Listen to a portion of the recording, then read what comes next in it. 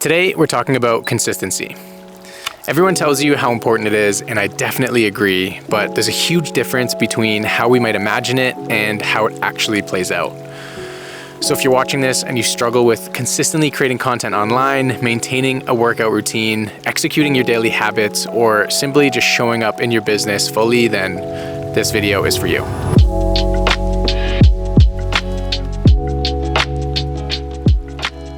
What is going on, guys? Welcome back to another episode of the Weekly Growth Journal. Every week I jump on this channel and I document my personal growth journey as a creative entrepreneur. So essentially I jump on here and I talk about the wins, the challenges, and most importantly, the lessons that I'm learning every week. My mission with this channel is to inspire, motivate, or educate you guys in some way. I ultimately try to share insights and learnings that will help you become the best version of yourself. And like I mentioned at the beginning of this video, I'm gonna talk all about consistency today. And I wanna kick it off by sharing this post that I recently came across from Gary Vee. It talks about consistency, what we expect it to look like versus what it actually looks like a lot of the time. I remember coming across this post and thinking like, damn, this is so accurate, so relatable. Today I want to expand on this idea. I want to share my own thoughts and stories. And in particular, I want to share 5 mindset shifts when it comes to consistency that will hopefully enlighten you or get you thinking a little bit differently. So let's do it. Okay, and the first one is true consistency isn't perfect execution, it's persistent commitment. This is one that I constantly need to remind myself of because I always fall into the trap of thinking that consistency means matching the same output every time, when in reality, I think it is just very important to remember that being consistent oftentimes just means showing up even when the execution isn't perfect. So this video is actually a good example of that because at the beginning of this year, I set this goal for myself to create one YouTube video every week. It was a way for me to kind of like practice being disciplined and to ultimately just put myself out there a little bit more.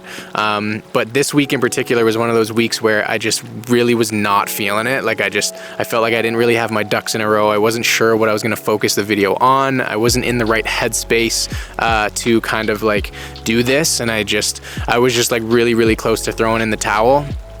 But I think part of the reason is because a lot of my previous videos have been much more elaborate than this one. A lot of them have had kind of like a 1 to 2 minute intro segment that is cinematic and takes more time to edit. So when I was thinking about this week's video, I was like, I just don't know if I have the time or want to spend my energy creating a video this week. I might just take a week off. But that's why this idea is really important because as I'm sure you saw at the beginning of this one, there was no crazy introduction. There was no flashy visuals. It's kind of just been me talking. And although it's not the same quality per se, or not the same style as all my other videos, I'm still here showing up and I'm still putting myself out there and I'm still trying to stay true to that goal that I set for myself, even if this week's video looks a bit different than all the other ones. So I think that's a really important thing to hold on to. You don't have to match the same output, the same quality every time. It's just a matter of like consistently showing up and just moving the needle, 1% better every day. So that is the first one. The second one is consistency means showing up even when results aren't visible. I think this is a really big one, especially for entrepreneurs. I think it basically speaks about entrepreneurship in a nutshell. Like a lot of the times we do things and we implement different strategies and take action on things that we don't immediately see results for. Creating content, building a brand is a very good example of that. A lot of the times we are creating a bunch of different content to post online and it really takes posting over an extended period of time for things to take off and for people to really build rapport with you and to understand what your brand is all about. So I remember seeing a statistic recently about Mr. Beast where he actually created 455 videos before he went viral. And if you guys don't know Mr. Beast, he is the biggest YouTuber in the world. So I thought that was a crazy stat, but I think it was just a testament to kind of staying consistent, especially when you're not immediately seeing results. So another one of my own stories that comes to mind that would really hammer this home is at the beginning of last year, I started a new agency with my girlfriend Colleen, and we were doing so much work on the back end and seeing very, very little results at the beginning. This was also when we were in like a bit of a financial pinch. So we wanted the results to come faster than they did, but we were doing so much pitching. We were building out the website. We were testing different offers, and it just felt like we were doing so much and seeing so little. But ultimately, we continued to do the work and to keep putting ourselves out there and just trust the process. And I think it was around this time last year when the results finally started to show. We had a few different clients come through the door, and then that led to referrals. Some of the pitches that we sent out earlier in the year started to land, and ultimately it was like a snowball effect from there. But imagine if we just kind of threw in the towel 1 or 2 months in, we would not have seen that return. So yeah, I think it's just a testament to staying consistent even when you aren't seeing results. I think that's really, really important, especially as an entrepreneur. So that's number 2. Number 3 is consistency isn't about what you do on your best days.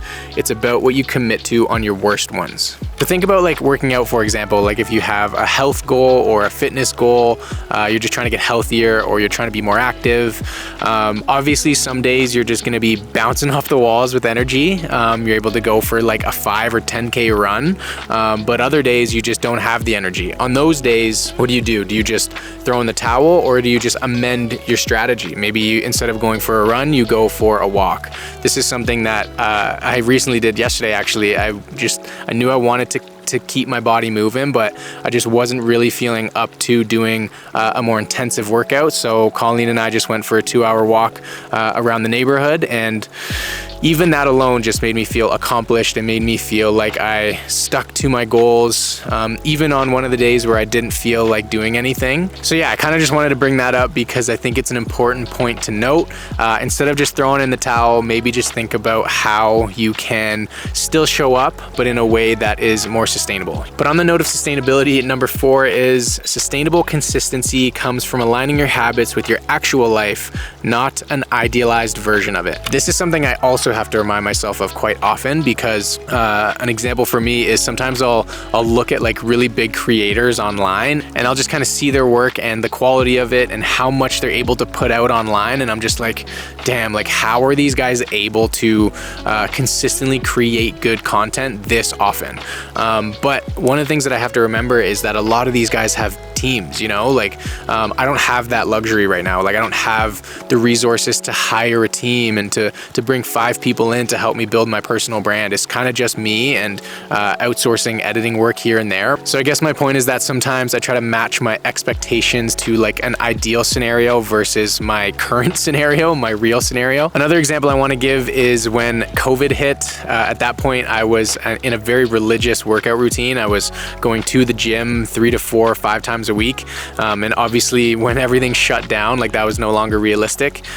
But what do I do at that point? Do I just say like, hey, I guess my workout goals are on hold, or do I just kind of adapt? So since COVID, I've basically adapted these at-home workouts, whether I just made them myself or I looked at people on YouTube or getting different apps here and there. But that's kind of like what I've adopted now, and I've actually really, really enjoyed it. I've basically been doing at-home workouts now since COVID, and it's just been really good for my lifestyle, and I've just really been enjoying it. So yeah, I wanted to bring that one up. Obviously, it's an obvious case, but in that scenario, it's just not realistic to expect something that's not real. So I think it's important to just consider your current situation, your current environment, and kind of just set manageable expectations and just develop habits that fit with your current lifestyle. So number 5, the last one, is the most powerful form of consistency is the ability to adapt while maintaining core commitments. So I think what I want to speak about here is that goals aren't meant to be restrictive. And this is something that I have to remind myself of. It's okay to change your goals. It's okay to amend them. It's okay to